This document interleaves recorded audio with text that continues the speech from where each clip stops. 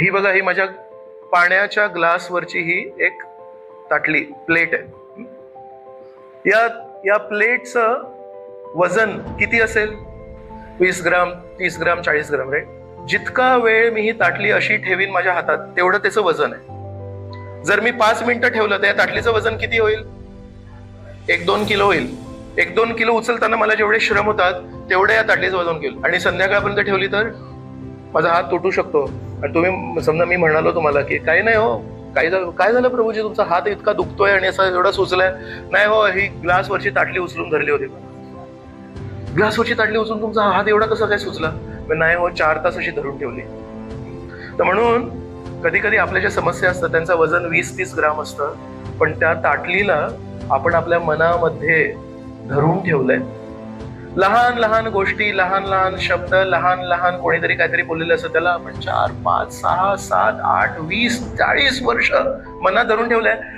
तो माणूस जो बोलला, ते शब्द पण गेले, तो माणूस पण गेला, आपण किती बदललोय. त्यावेळेस आपण पण कसे नवीन भक्त होतो.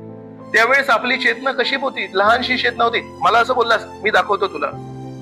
2000 मध्ये, 1995 मध्ये, 1985 मध्ये जर कोणी काहीतरी आपल्याला बोललं असेल तर ते ताटलीचं वजन होतं. त्याला आपण आता 40 वर्ष झाले त्याला असं धरून ठेवलंय. आपणच आपला हात सूज येण्यासाठी प्रयत्न करतोय. तर भागवत आपल्याला हे सांगतं, तुम्ही पण छोटे आहात आणि कारण तुम्ही छोटे आहात म्हणून तुमची समस्या पण छोटी आहे असं होऊच शकत नाही. मुंगीची समस्या हत्तीच्या समस्यापेक्षा मोठी समस्या आहे.